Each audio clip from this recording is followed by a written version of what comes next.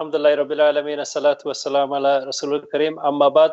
Welcome, brothers and sisters. I'm Azad, also known as Captain Caveman. Assalamu alaikum wa rahmatullahi wa barakatuhu. I am Muhammad Abul Kalam.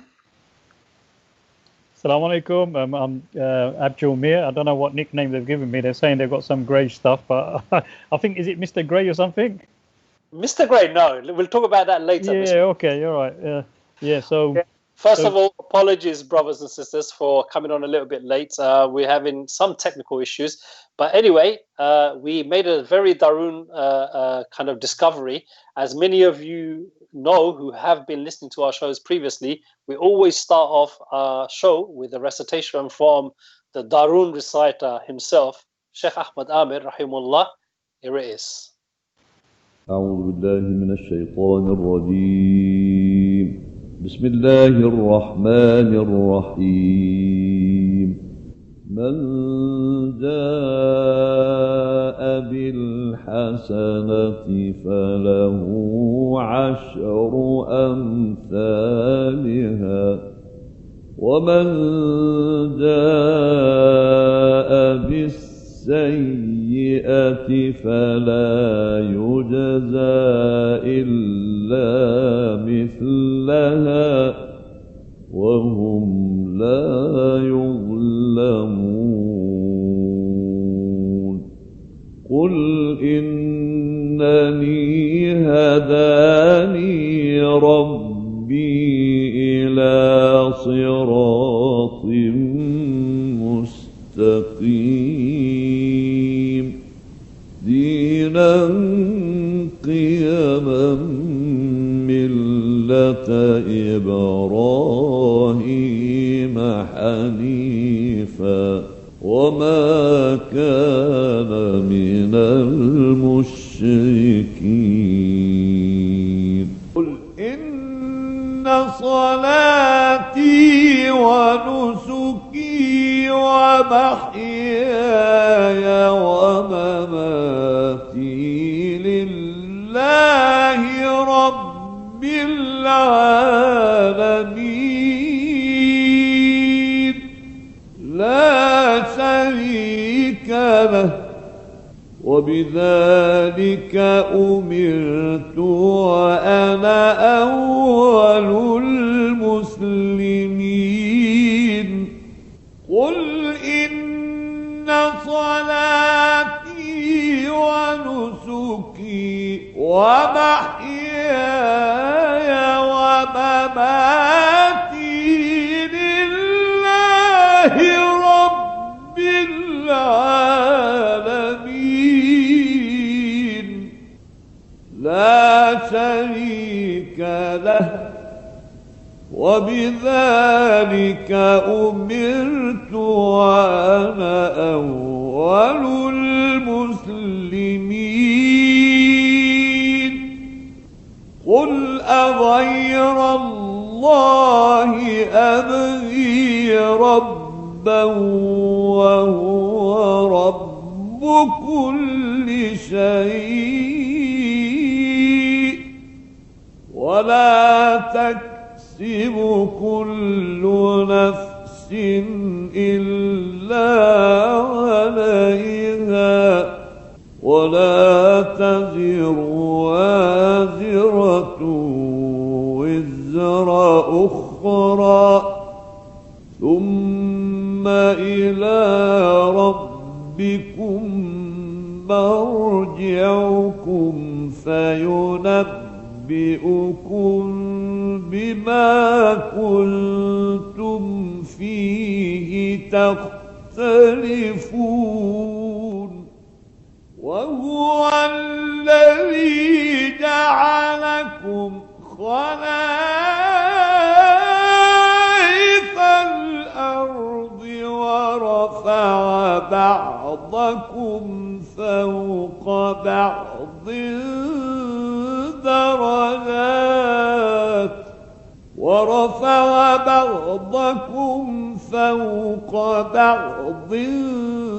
درجات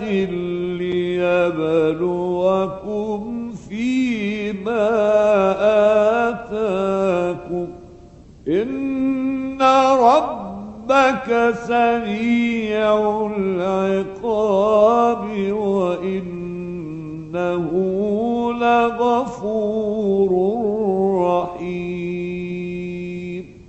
صدق الله العظيم. Well, that actually gave me some goosebumps, brothers and sisters. It has been a very long time, and we miss our beloved Sheikh so much, mashallah. When he used to come at Ramadan, he used to feel like when he recited in the main hall, do you remember, guys? It used to feel like, the whole building was shaking, mashallah. The vibration and the shaking of the building, subhanallah. Yeah, I mean, it not only didn't shake the building, but it also shook people's hearts as well.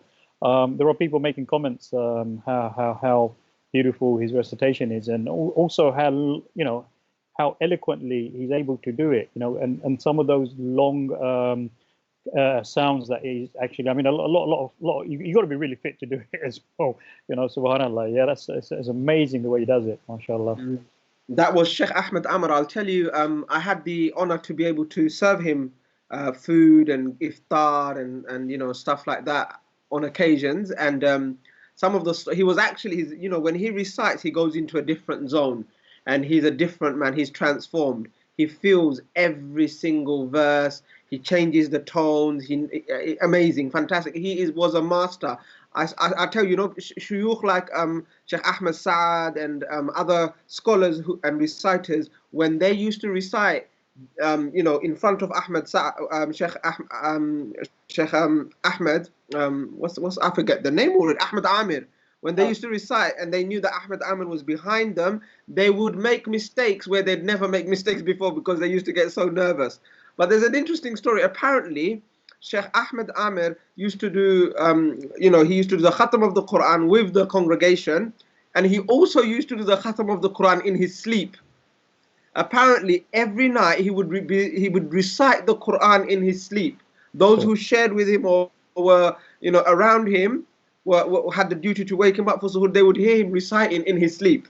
Subhanallah. Well, subhanallah, indeed, he is a man of the Quran. It's just if he's sleeping and reciting, and daytime is reciting, and I'm sure the brothers remember. I mean, when he was coming to the UK and he was leading those Qur'an, he didn't miss. Even sometimes when he had poor health, he used to come down as well. May Allah bless him. And but we hope that we get more like him. But he's kind of unique. Definitely. Can I read out some text messages? Please do your job, text man. Thank you, sir. So we have Muradur Rahman, Salahuddin, and lots of people watching. Tahura gives us salam. Musa says, I remember those days. By Allah, may Allah expand his grave and give him the highest ranks of Jannah. He's truly missed. And then she's asking, what's the name of the Easy Talk Nasheed? Ta Taleluhu. Huh? Yeah, I know. It's called Ta Taleluhu or something. She's been looking. Well, probably you're looking for the wrong Nasheed because there's no Nasheed called Ta Taleluhu. Anyway, hopefully the search goes well. Turgut Alpi saying, Subhanallah, amazing recitation. I think your tajweed is a little bit wrong on that song. Yeah, that's why you're pronouncing it wrong. Well, what would it be then, Mr. Tajweed expert? I don't know. Like it's not Badru. It's not that. Could be that one. Oh, it could be. But it says Tataleluhu. Sounds like a different song. Salahuddin Ahmed is saying, MashaAllah, good to see Abul Kalam Bhai with his LFC top. Yep, you'll never walk alone. Absolutely. Shah Jahan is watching. People are saying salam. People are commenting on how much Josh Sheikh Ahmed Amir had in his recitation. People are reminiscing about, his recitation, how it takes everybody back to the Taraweehs at the East London Mosque. Omar Mufti is watching. Tazira Begum is watching. Shafakat Chowdhury is watching. And all right, you don't need to tell us who you're watching, right? Okay, you don't need to tell us. Okay, let me make your text reading. It's just a different way of bigging them up, innit? What you're doing is you're saying that, but you're not reading some of the text. That's what you did last week, okay? But we're not going to do that this week, brothers and sisters. Anyway, listen, what are we going to talk about? Islam is watching. Atikul Rahman is watching as well. Look, Kalam, there's a lot of watch party groups are out there, yeah, right? So we might not be able to read everyone. Brothers and sisters, share the link, okay? Share the link. We want to hit big numbers. Listen, we mentioned stuff about pandemic last week. Abdul, tell me what happened down Shadwell, bruv. Yeah, you know what, brother Azad, it was quite embarrassing. Suddenly I'm getting all these messages, like all these Facebook messages, these like seeing someone driving down, Chapman Street, and then there's a long queue, and it wasn't Tesco, it wasn't even Sainsbury's, it wasn't any. It was one of our local shops where they were selling the pan. I don't want to mention which one it was. It was a long line, and then mashallah, people were just standing, as they should be standing, and that it was quite strange because it's a long line towards an Asian grocery shop. Yeah, so I thought maybe the pandemic has started for the next second wave of like stocking up for everything. But guess what? It wasn't that. It was actually mad rush to get all the pan, And then there's some scuffles as well. So we saw some scuffles there as well, which is quite embarrassing.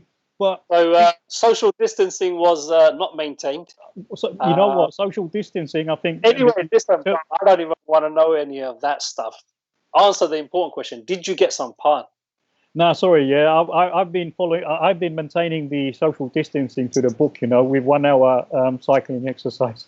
Is there anyone out there who can get us some pan? Please do so. Pan at the moment is getting to the same level as a caramel tart.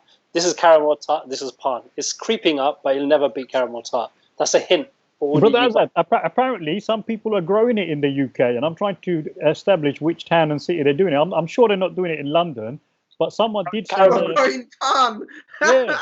No, that's a lettuce leaf. That's a lettuce leaf in disguise. Is that possible? Can you grow pan? I mean, this is not a hot country. But I actually saw some.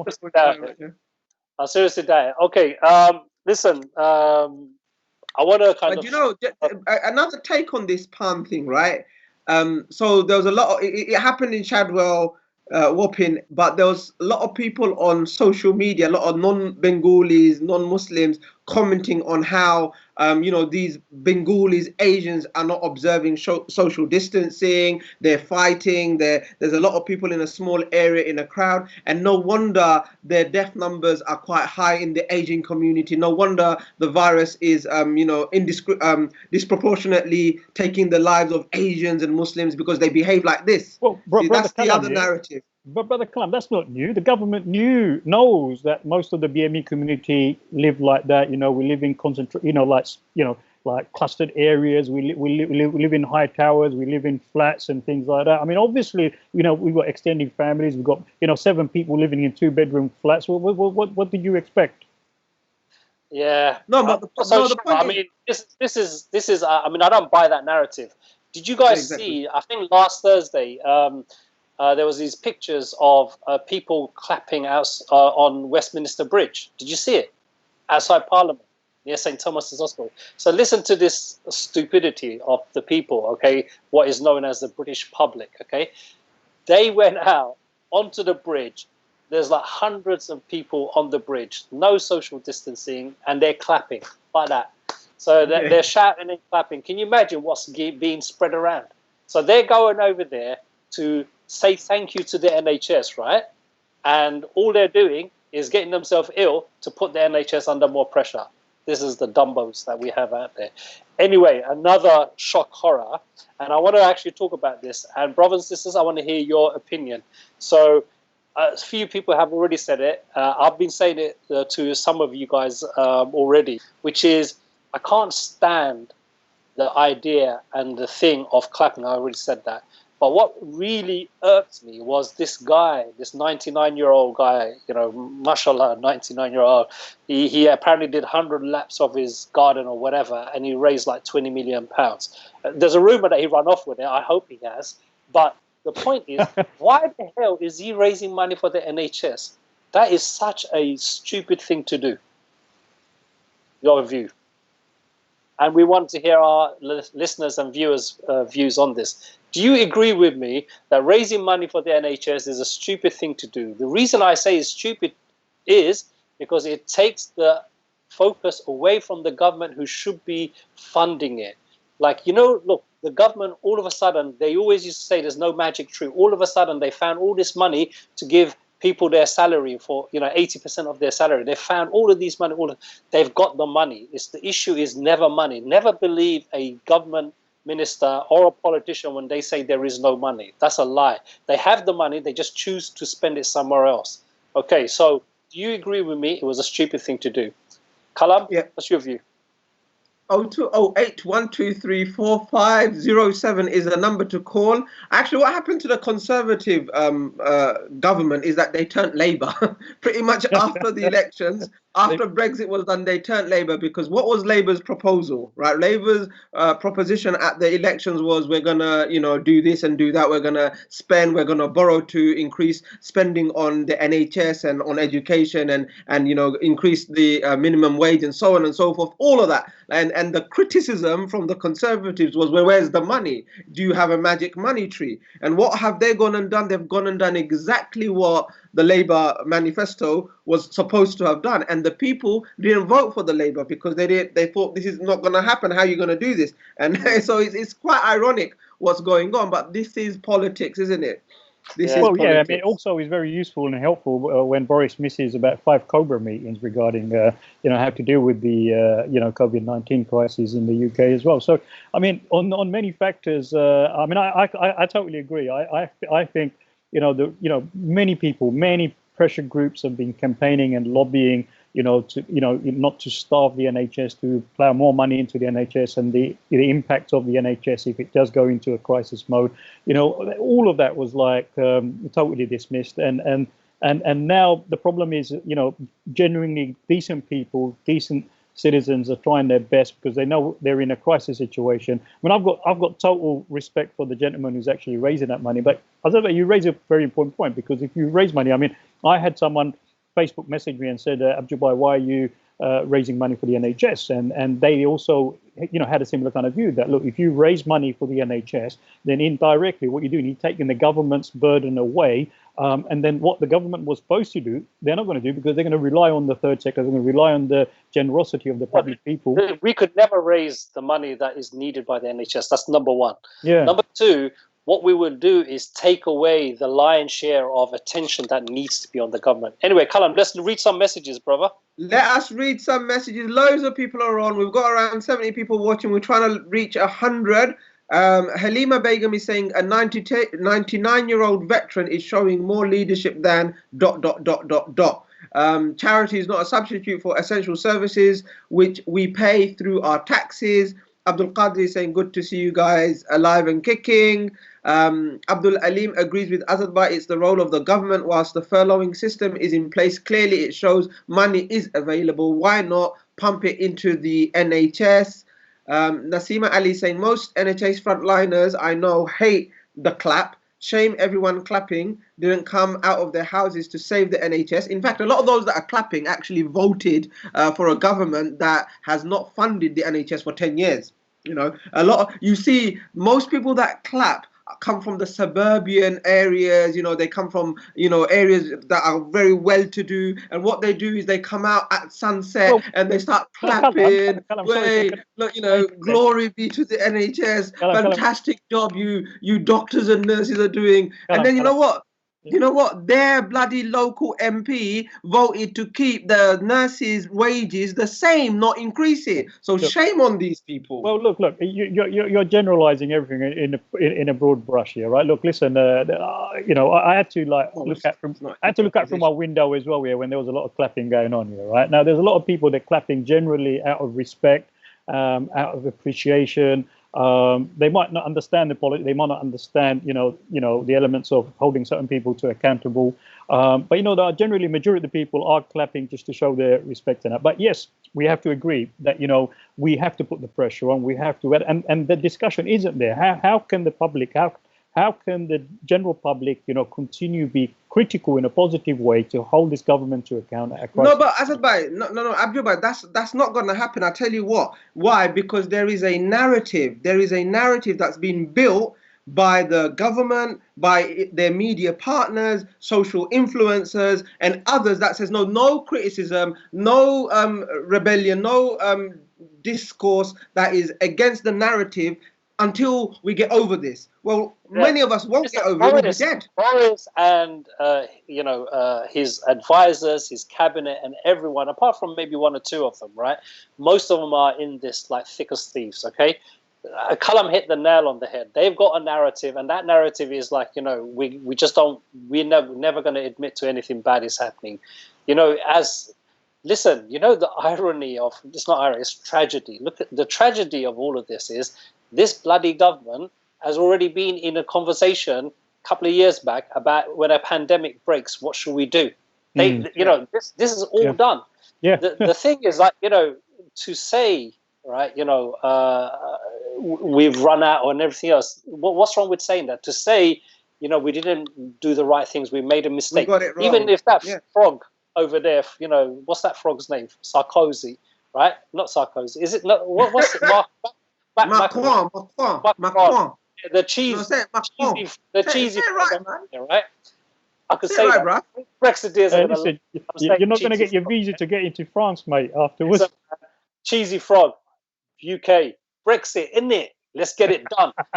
Right for whites, British, right for whites. Come on, British jobs for British people. That's why we're flying Romanians over to pick our fruits. You get that?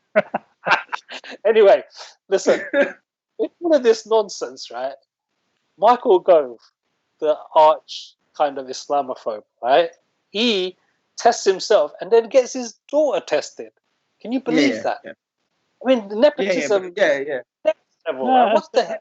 That's out of order, yeah? I mean, I couldn't even get myself tested, yeah? And the doctors are struggling to get tested. Frontline service people are getting tested, and the government's not meeting its quota when it comes to the testing. Look. Just this week, Abdul Bai, the government is saying that the PPE equipment, they can reuse it. Just put it in just put it on a 45-degree wash. Yeah, put it on a quick spin and reuse it, people. What's the matter with you? This is Great Britain. Okay? You must stop or something. Anyway, Faith is saying Turkey is going to supply us with more PPE. I mean, look at on Turkey. And Musa is saying, brothers, I hate to take the focus away from politics, but Ramadan coming up. Sister, we've only just started. Inshallah, Ramadan is coming up. But brothers and sisters, as you know, this is the Daroon show, and we like to play our Daroon nasheeds. Now, one of the nasheeds we've not played for a very long time. Hopefully, those of you who don't understand this language, just do this anyway, or do this. No, is it left to right or right to left? I think it's right to left. I can't remember always, right? So the nasheed is coming. It's going to come. I'm not going to even say what the name of the nasheed is because I might get it wrong. Okay? It's coming on your screen right now. Allah tomay daki khoma mi chahi Allah tomay daki khoma mi chahi dukh musibat বিপদ এলে দুঃখের দিনে সুখের দিনেও যেন তোমায় ডাকি আল্লাহ তোমায় ডাকি ক্ষমা আমি চাহি আল্লাহ তোমায় ডাকি ক্ষমা আমি চাহি যা কিছু চেয়েছি আমি সব পেয়েছি জীবন জুড়ে হাজার নেয়ামতে দিয়েছ ভরি যা কিছু চেয়েছি আমি সব পেয়েছি জীবন জুড়ে হাজার নেয়ামতে দিয়েছ ভরি আল্লাহ তোমায় ডাকি ক্ষমা আমি চাহি আল্লাহ তোমায় ডাকি ক্ষমা আমি চাহি রং ভরা জীবনের মাঝে থেমে থেমে সুর বাজে বিরহে না বলা শত দুঃখ বাসনা বুকেতে রাখি রং ভরা জীবনের মাঝে থেমে থেমে সুর বাজে বিরহে না বলা শত দুঃখ বাসনা বুকেতে রাখি সকল ব্যথা ভুলবো আমি সকল পাওয়া ধন্য হবে হই যদি তোমারি হই যদি তোমারি আল্লাহ তোমায় ডাকি ক্ষমা আমি চাহি আল্লাহ তোমায় ডাকি ক্ষমা আমি চাহি দুঃখ মুসিবত বিপদ এলে দুঃখের দিনে সুখের দিনেও যেন তোমায় ডাকি আল্লাহ তোমায় ডাকি ক্ষমা আমি চাহি আল্লাহ তোমায় ডাকি ক্ষমা আমি চাহি প্রভু ক্ষমা আমি চাহি প্রভু ক্ষমা আমি চাহি So one of the things we were just talking about, I mean, we will be talking about Ramadan. I think that was Mr. Wong just flew by on your screen. I don't know if any of you saw it. High on honey. We need Mr. Wong to Mr. come. Wong, Mr. Wong's turned into a dog, but there you go. That's another. That's actually Mr. Respect, by the way, please. Was The that Mr. dog was Respect? Mr. Yeah, the dog's Mr. Respect. This is Mr. Wong.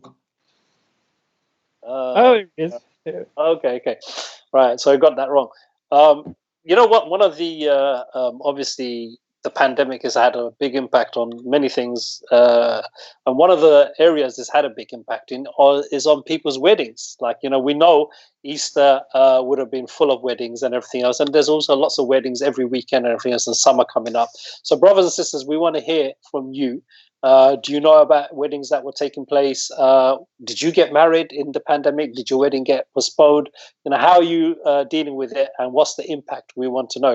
What do you think, Abdul? What do you think it's been like? Yeah, why me? Let's go to Kalam. He's the mufti on the wedding ceremonies. Kalam, All right, then I'm a you go first. I'll come I'll back. take all the titles you throw at me, brother. Yeah, As long as we get this one title that we deserve, that's the only title that I want. Yeah, no, I've been hearing that the halls, the venue guys, are not giving people deposits back. Wow. Obviously, now that people are Why not? yeah, because obviously, because you've booked the wedding. We've not cancelled it. We're still open for business. It's not our fault that you can't have any guests. You probably can't even, you have to pay. So it's shocking. It's absolutely, it's on par with the grocery shops and the butchers who inflated the prices of your mutton. I think, It's true.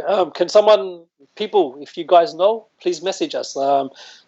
Because I find that quite surprising. But then again, look, just to balance it out a little bit, maybe they couldn't give the deposit because they spent it preparing for the wedding. Possibly, but if there's money, I understand if it's like the wedding's next week, they've already, paid for staff and made arrangements, then there has to be some kind of give and take. But if you've booked, say, a wedding in May, June, and you want to cancel it now because you're going to be on lockdown, I think there has to be understanding from the business owners, isn't it? Well, I'm sure they should understand because it's just common sense, isn't it?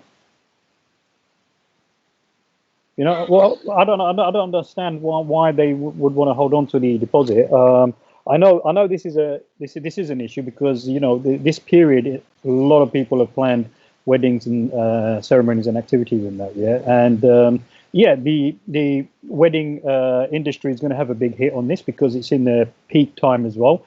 But the sad reality is we were on a lockdown. We don't know how long this lockdown is going to continue for. And I think there needs to be some sympathy and understanding. People are not going to be turning up. People are not going to be going to weddings, functions, and that. There's going to be a lot of waste of money on people who are organising those weddings. And if they can't get in on time, if they are requesting their deposit backs, they should be entitled for that as well.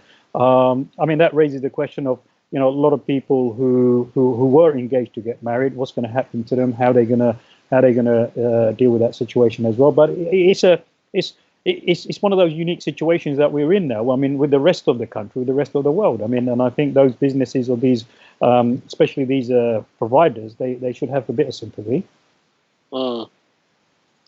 Well, and do you want to read some messages, Kalam? Let's see if anyone's. Yeah, so Shahada bint Dawood is naming one of these venues, but I'm not going to name it because we've not really I don't think it's appropriate. But nevertheless, she's saying what this organization isn't giving their money back, and they had paid their money in months in advance.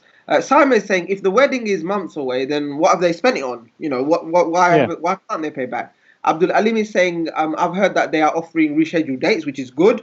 Mazke is saying some venues are even saying they are still, and then they are still able to carry out the function just to retain the deposit.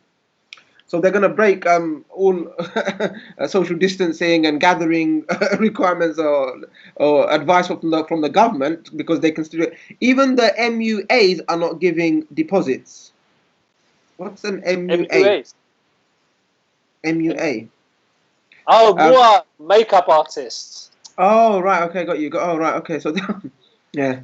But I think that you know what? Because sometimes, like, I'm not surprised makeup artists ain't giving back the deposit because they've had to buy a lot of blusher and foundation for some of our brides and grooms, isn't it? Like, Well, I think there's a lot of grey areas, because there's no kind of like ethical standard, and this is why people are falling into these kind of difficult situations where people have taken these commitments, these appointments, and these deposits, expecting, like everything's going to be okay. But with this situation now, people will find it difficult to actually give back those deposits because it's going to have an impact on them as well.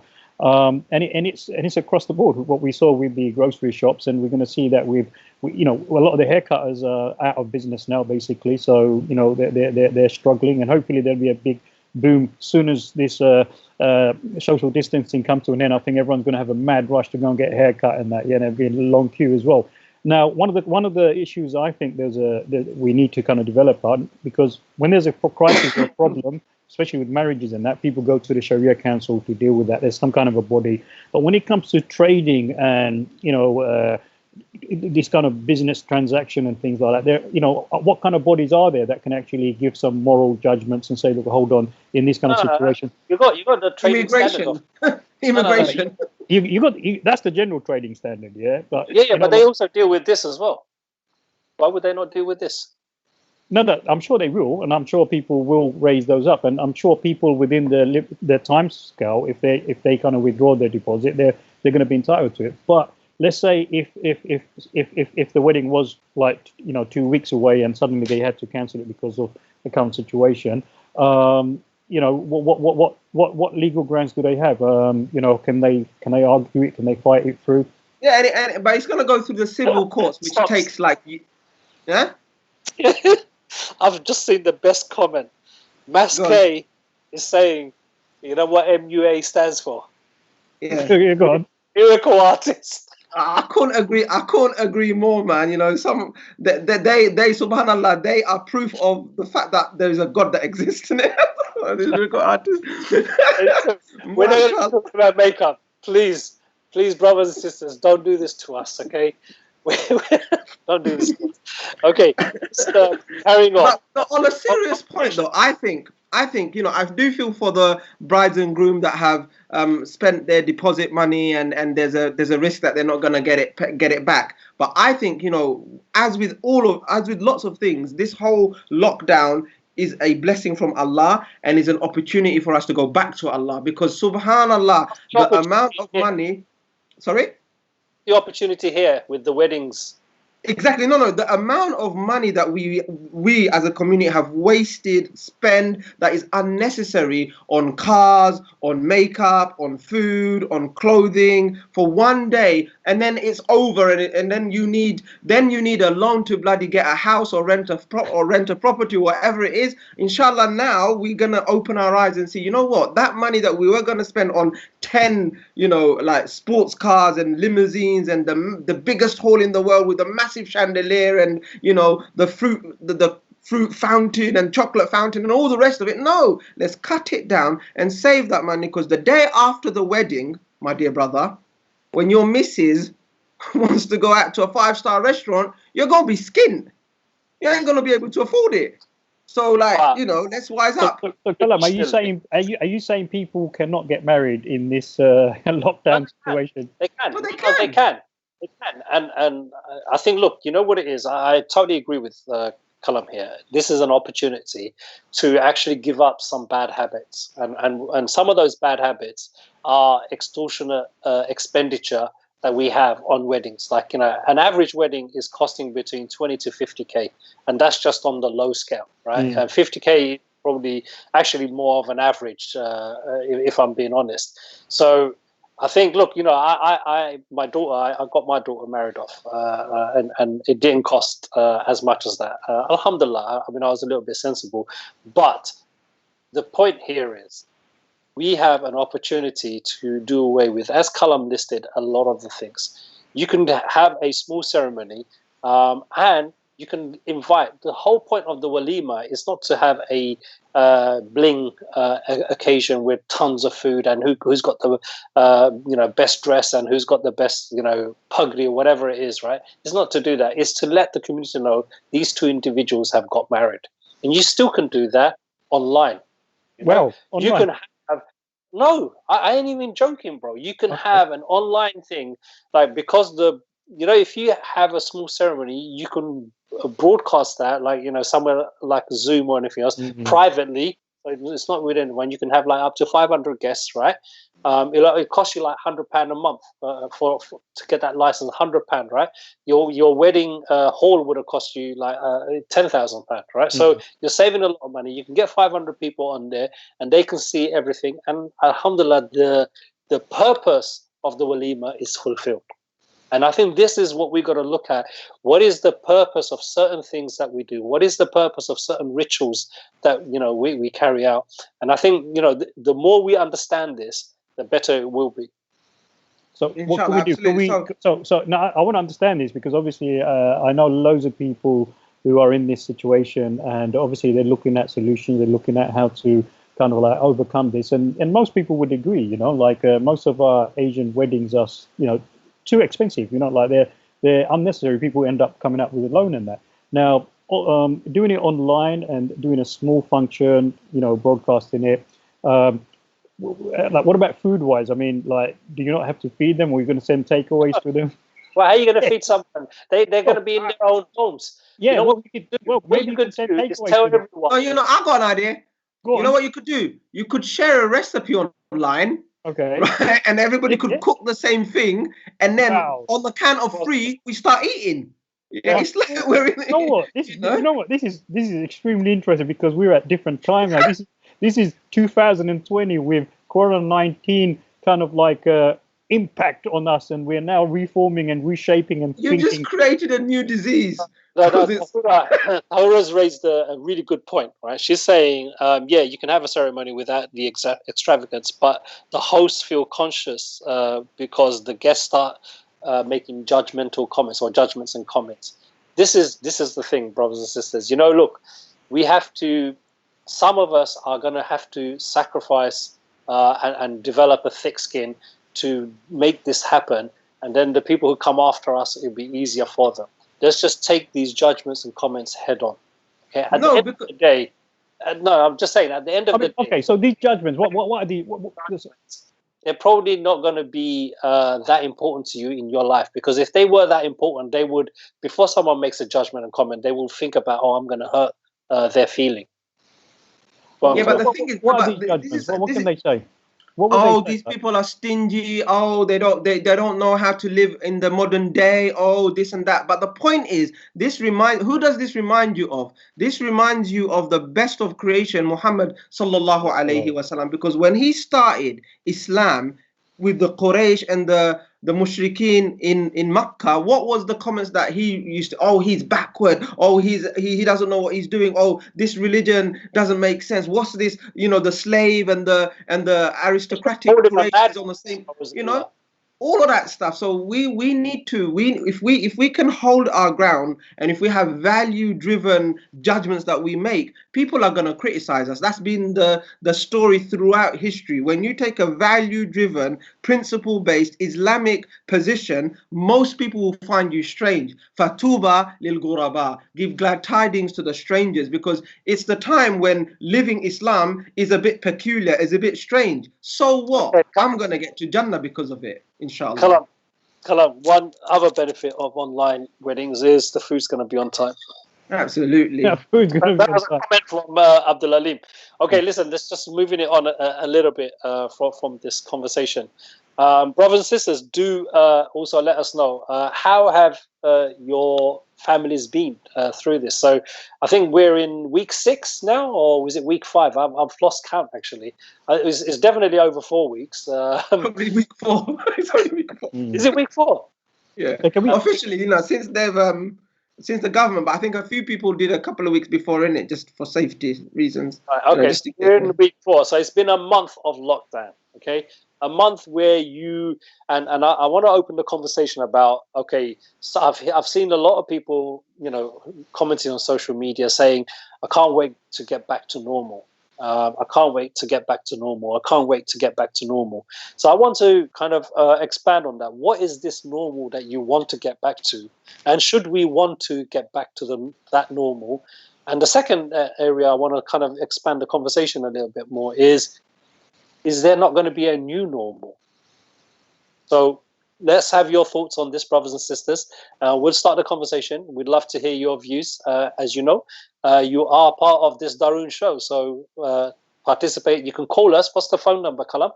It's 0208 1234 507. Yeah, I got it memorized. I got it memorized. Yeah, you looked. Okay, and of course, if you don't want to call, you can text, of course. So, Kalam, are you looking to go back to normal? There is no normal. I don't think things are gonna go back to normal. And do we really want to go back to normal? What is normal? Normal is that which is very subjective, isn't it? Yeah. Well, apparently, I'm not giving this too much thought. Saying Abdullah is saying we've missed 5 Jummah. Faith is saying 5 weeks for her. I think it is 5 weeks for most people. I think it is. It's 5 weeks, yeah. 5 weeks. So personally, I think, look, this idea about normal and everything else, sometimes, subhanAllah, Allah subhanahu wa ta'ala, there's, he does nothing without a purpose and without a benefit for the believer, and if we are believers, we should take this benefit. If you just go back like 6 weeks ago, before the pandemic hit, look at what we were facing. We were facing Brexit, right? This madness. We're facing rising Islamophobia, constant vilification in the media. Not that stopped during the pandemic. Okay, there was a big gap between the rich and poor. The pay was huge. We had a lot of homeless people. We had more food. Labor. Takeaway shops, right? McDonald's, I think there's more food back then than McDonald's. I mean, as a society, we were becoming something that was ugly. And Allah has given us an opportunity to actually look at that society and say, no, you know what, we don't want to go back to that. And I think what we should do is not look forward to going back to normal, because it is going back, right? What we should do is look forward to creating a new normal. And I think I want to hear some ideas about, okay, what should that new normal look for? As Muslims, we're not going to talk about the entire communities. Let's talk about, as Muslims, what can we now do differently? It's an opportunity, isn't it? Okay, I think it's an opportunity. You know, all of the Islamophobic policies and everything else, they're still there. I totally accept it, but they're going to have a hard time to get back into it if we take that initiative. So what should we as Muslims be focusing on? Go on, Abdul. Well, personally, I think everyone's going to really, really enjoy going back to the Jummah prayer. So I think a lot of people are looking forward to going and, praying Jummah collectively as well. I think also, a lot of people will be taking some principal values as well. So those people who've managed to end up in hospital, especially in, the emergency wards and that with the virus, and alhamdulillah, they've been blessed to come back and kind of like recover. They're going to appreciate life. They're going to appreciate how Allah blessed them, gave them a second chance, and how they're going to be able to move forward. So I'm sure, there's going to be different people with different experiences moving forward. A lot of our basic, we've gone back to basics basically. Yeah. This lockdown has taken everyone back together. Hopefully they're going to be interacting more with their family members. I know a lot of people have been Skyping and kind of like doing FaceTime with their extended family members. Maybe a lot of that could continue, or maybe that could be enhanced in more people making social visits to each other's homes as well. I think faith-wise, a lot of people, Muslims and non-Muslims, are going to be more conscious about, death. And I think this crisis has actually brought that to the forefront now. Yeah, a lot of people are fearing. Why are they fearing going out? Why are they fearing and putting the mask on? They're fearing they're going to catch this, and they might be that 1% who might not be able to cope with the virus, and they may lose their life. So I think a lot of people are pondering, a lot of people are thinking, and I think as Muslim communities, we need to be in a discussion afterwards as well, in looking at the faith and the spirituality side of it as well. So I think a lot of people may have become a little bit more spiritually conscious in this moment of time, and also new solutions. A lot of people are finding new solutions, new solutions to a lot of practical problems. I'm sorry, bro. I think you're being very general. Okay. I want to hear specifics. Kalam, is there anything specifically? Some people, if you've just joined us, okay, what we're talking about is, going back to normal. People are saying, I want to go back to normal. What we're saying is, no, we shouldn't be going back to normal. We should be going forward, creating a new normal. But as a community, Muslims, as Muslims, we should be contributing to that with some specific things. Okay, so I want to hear specific things. Kalam. So I think for me, yeah, you're right. There is no going back to normal. I think it's an opportunity to create some changes within our communities and our societies. The rat race, the individualism, the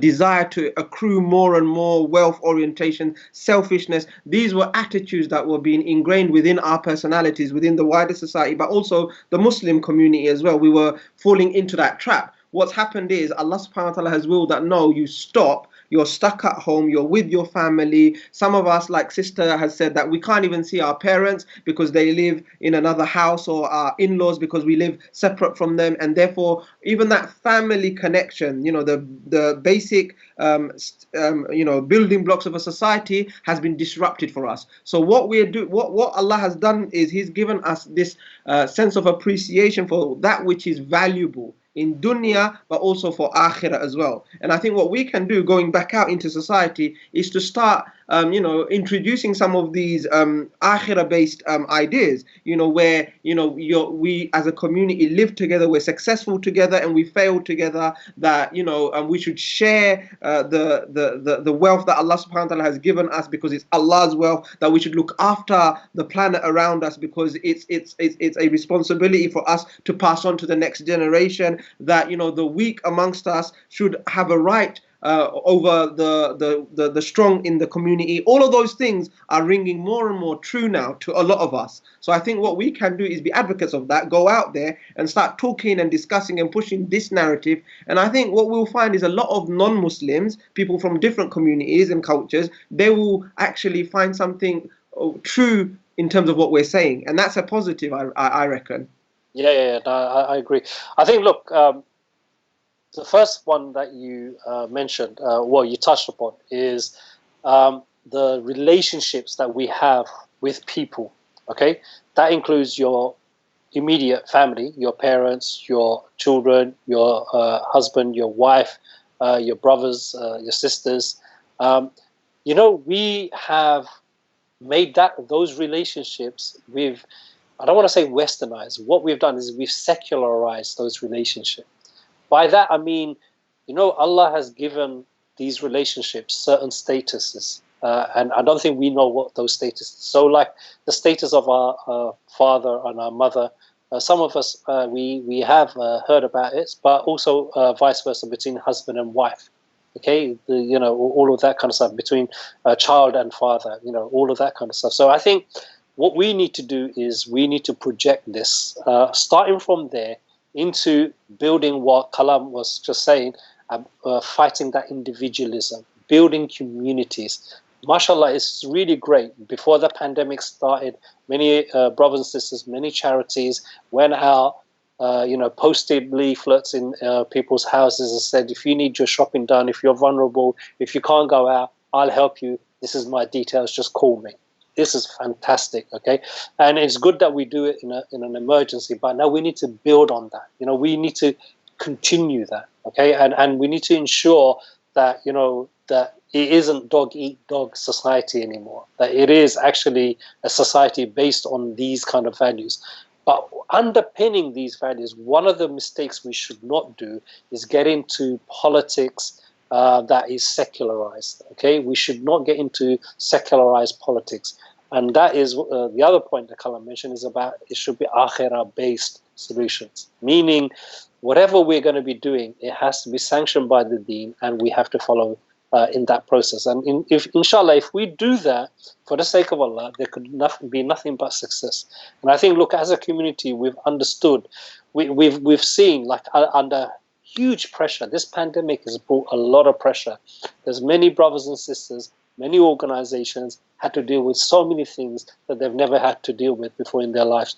But of course, there was loads of disagreements, lots of arguments and everything else. But by and large, the community has come together, the Muslims have come together, and they're finding their ways. And I see more and more positivity. I see many people looking forward to Ramadan, and I think we need to talk about how do we look forward to Ramadan. This time next week, brothers and sisters, we're going to be probably on our third or fourth fast. So we are coming to a very dear month. Do we have that same feeling for it, or are we feeling a little bit unsure because we're not going to be able to do Taraweeh in the masjid? How are you feeling, Abdul? Me, it's going to be tough, that, because I really, really do enjoy Ramadan, the practical side of it as well. And with those practical side, going to the masjid, doing the Taraweeh, I don't know. I mean, it's something that all of us are going to have to think through, because obviously a lot of us are going to miss that. And bear in mind, there's a lot of people up to today are not going to be able to, enter month of Ramadan because they've already passed away. And those of us who, if Allah blesses us the opportunity to do so, then we're going to have to do it very differently. All of it's going to be about people providing leadership at home, people praying Jamaat prayers at home. So we're going to have to think about all this. Obviously a lot of people cannot go to any of the circles or anything like that. So it's going to have to be on social media. So these are the things that we've got to start thinking, and I think people need to start planning it now as well, because if we're not going to be allowed to go out, we're not going to be allowed to go to any masjids. We've got to make our houses into masjids as well now, and have a lot of ibadah taking place, a lot of learning taking place. And also people need to bear in mind that, having a lot of time is also very dangerous if you don't know how to use that time properly. And I think people need to plan the whole day all the duties that we have, how to help everyone, and also to make sure to kind of like have certain objectives so that people are learning.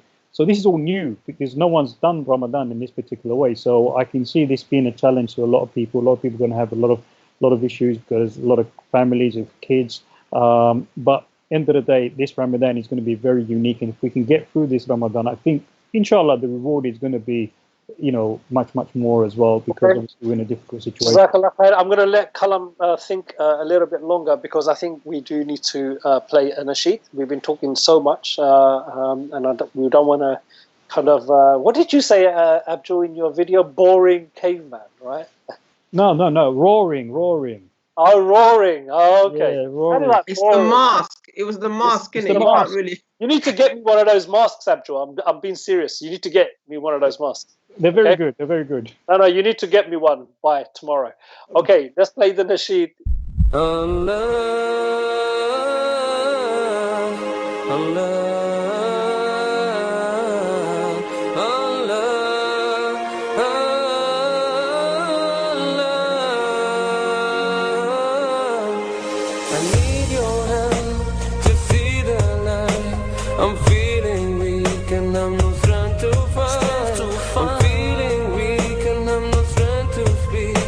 The truth that is within me, Allah, I need your help, Allah, I believe in you, Allah, forgive me and bless me with your mercy, Allah.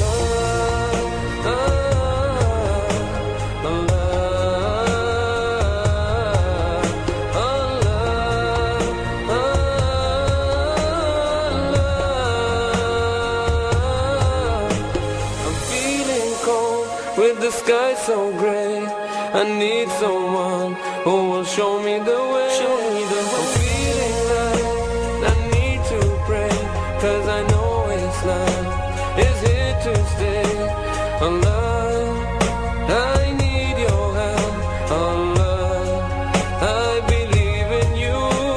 Allah, forgive me and bless me with your mercy. Allah.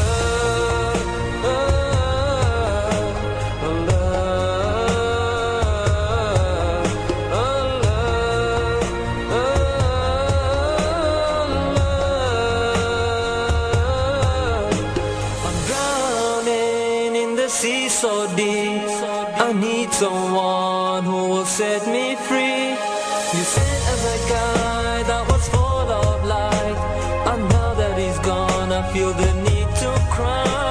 Oh Lord, I need your help. Oh Lord, I believe in you.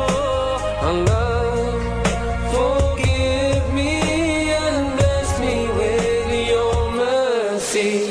Oh Lord. Hey, Jazakallah khair, brothers and sisters. I see some people are asking for Al-Ardu. It's a bit of a campaign going on there, isn't it? A bit of a campaign going on there. We will definitely play that, maybe today, but if not, definitely next show. So we were just talking about, bringing about a new normal, and we was going through some ideas. Brothers and sisters, if you have anything to add to that, please feel free to do so. But now, Ramadan, we mentioned it a few times, and how it's going to be a little bit different. Abdul was saying, not going to the Taraweeh, missing the masjid. There's this extra kind of buzz or spirituality, whichever word you want to use, that you get when you are praying with all your brothers and sisters, and everything else. It's going to be not there, and it'd be strange. But if we actually go back to the seerah of the Prophet ﷺ, Ramadan was always actually like this. Apart from 2 or 3 days, the Prophet ﷺ never actually prayed in the masjid, and the Sahabas, they actually most of the time prayed at home. So maybe it's an opportunity to go back to the original practice. What do you guys think? Yeah, I think that's right. Yeah, this is the case because Taraweeh wasn't a institutionalized prayer And the Prophet ﷺ didn't establish the Jamaat, did he? It was Umar ibn al-Khattab radiallahu anhu who institutionalized it. But the Prophet ﷺ did pray Tarawih occasionally in Jamaat, but it wasn't the way that we do it. So I think in every situation there's an opportunity. We've heard lots about isolation and how all of the great prophets of God, they went through a period of being isolated from society so they could reflect, increase their spiritual resilience, so on and so forth. Great men have practiced, and women who have done successful things and changed the world. They've also had this ability to take themselves away from society and just look within themselves and improve their characters and their behavior. So I think that's an opportunity for us, and this coincides with, in Ramadan there's this thing called i'tikaf, where you're supposed to seclude yourself in the masjid. But perhaps because we can't go to the masjid, we can seclude ourselves in our house, allocate a space, a room or a corner of the house where we can go, just take time out, reflect on Allah subhanahu wa ta'ala, recite the Quran, think about our own characters, our behavior, do the dhikr of Allah and improve ourselves like that. So that's one thing that we can probably do. The other thing that we can definitely do is, in all of the madhabs actually, you are allowed to read from the Quran, the Mus'haf. Even the Hanafis allow it, according to the opinion of Imam Abu Yusuf and Imam Shaybani.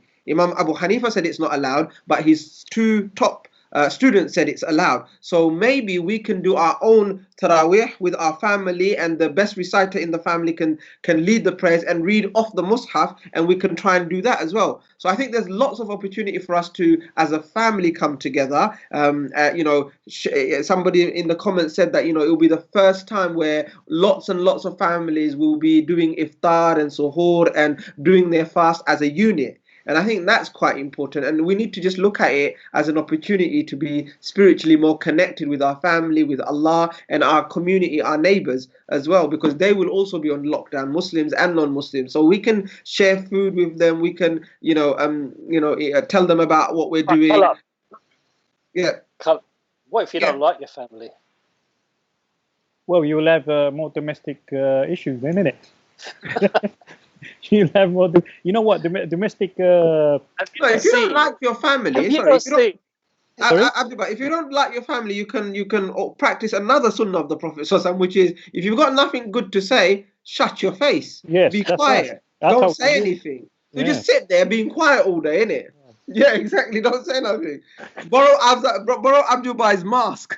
Yes, it's a good mask. No, I was just trying to lighten the mood a little bit. But on a serious point, there is all of this kind of isolation and sticking together.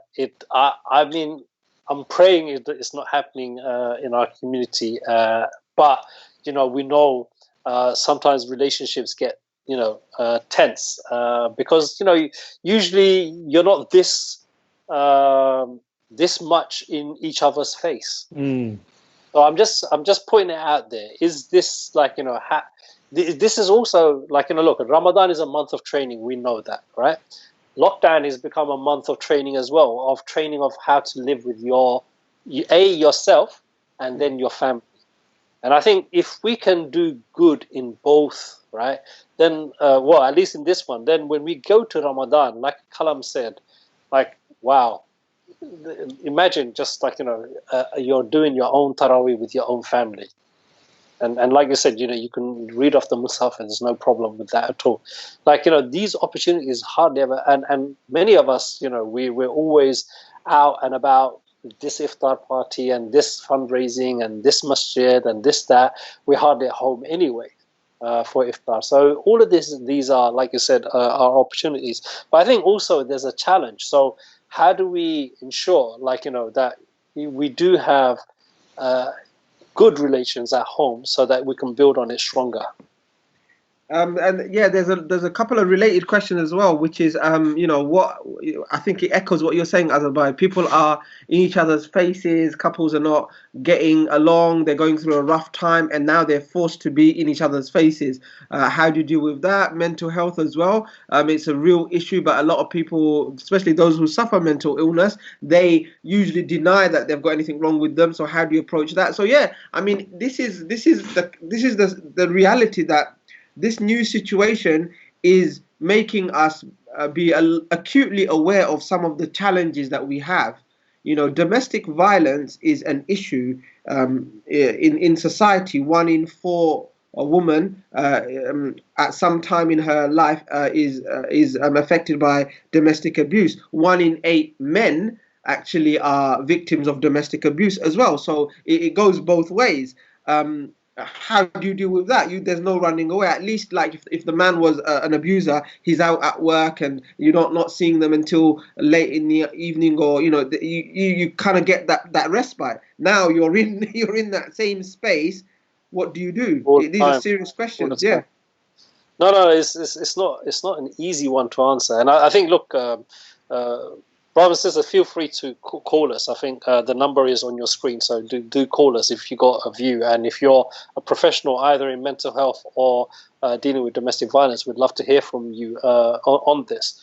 But it isn't. It's easy to give advice, but it's hard to understand and appreciate the reality people are living in. And I think we got to find a way to help people in these situations. Obviously, look, if you before lockdown, if you and let's just take husband and wife scenario, if you weren't really getting along, if you really didn't like each other that much, you just tolerated each other, and it was okay because you were separated from each other for at least 8 to 10 hours in the day, and then 8 hours of sleep. So it was only 4 hours or 5 hours you had to actually interact. Now it's become almost 24 hours. It's a massive thing. Now maybe you'll never get on with this person, but why not actually look at this as an opportunity? And the way to look at this as an opportunity, I heard this in a different, it's not to do with this context, in a different context, is, someone's mother passed away with this COVID thing, right? And then, the family were talking and saying, they were kind of expecting it because she was quite elderly and she had some other illnesses as well. And then when it happened, obviously it's still sad and shocking. But then they were talking and saying, look, alhamdulillah, we're okay and it's not going to happen to us and everything else.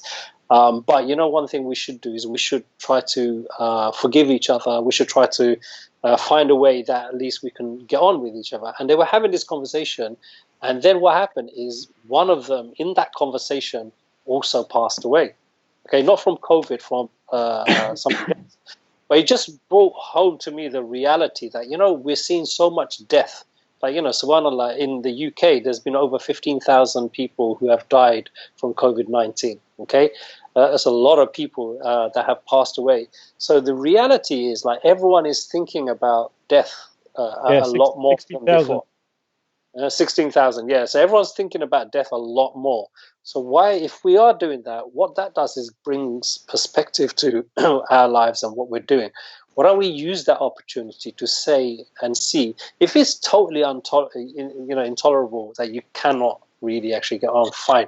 But I think, if we give up some of the things that we're holding, and it's a two-way street.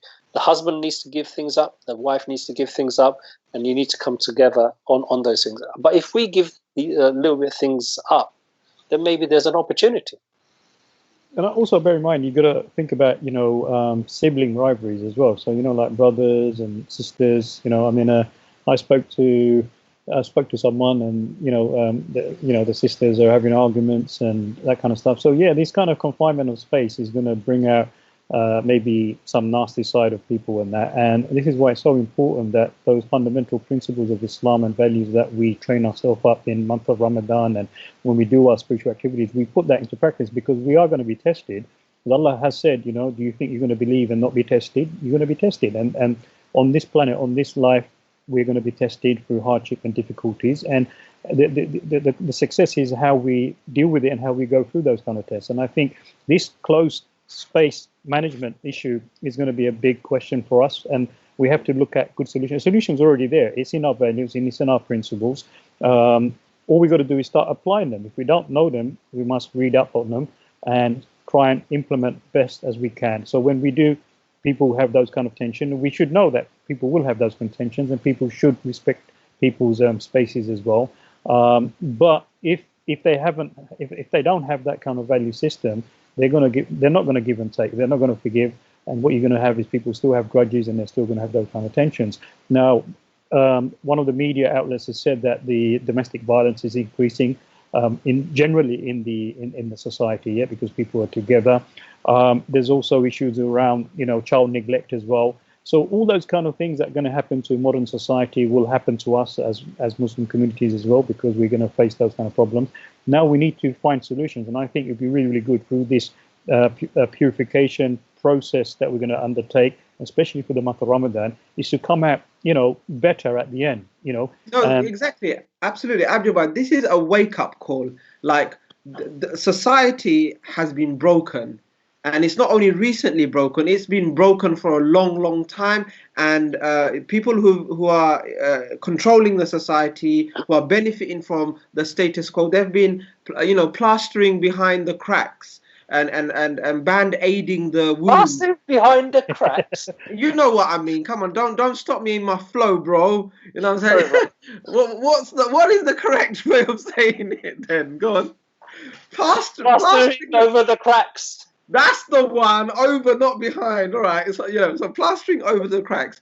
The point is, like, you were saying child neglect, domestic abuse, corruption, all of these social ills. They're there, and we've not been dealing with it. Now we're having these moments of reflection. We realize what a big job people of faith have, Muslims have, because we're supposed to be, ta'maruna bil ma'ruf wa tanhawna anil munkar. We're supposed to be enjoiners of good and forbidders of evil. We're supposed to be shuhada' ala nas. We're supposed to be witnesses unto mankind. But we find that actually we are the shaitan. We're the ones doing a lot of these social ills. So now we need to try and use this time to be better, to improve ourselves, to reconnect with Allah subhanahu wa ta'ala, to cry to Him, to ask His help, to purify our souls, to equip ourselves with knowledge and action so that we can be better people. One tip that I have, Abdul Bhai, is like, because we should take responsibility for ourselves, right?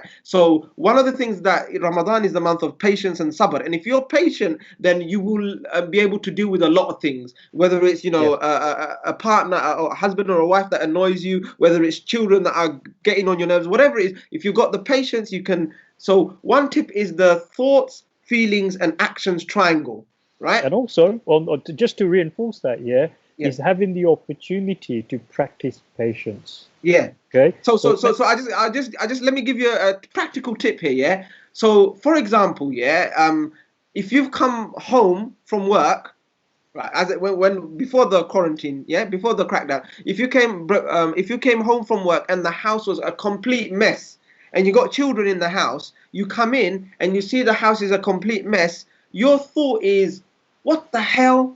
I've been at work all day. Couldn't they at least clean the house and make it presentable for me? So that thought, will then create feelings of anger and frustration. And your action may be you have a go at your kids. You have an argument with your wife. So what's happened? The actions has been bad and negative because of the thought that you had. Now, if you transform that, you come home, same scenario. The house is a mess. Everything's all over the place. But the thought that you have is, subhanallah, the kids must have had a lot of fun today. It seems like they've really enjoyed themselves.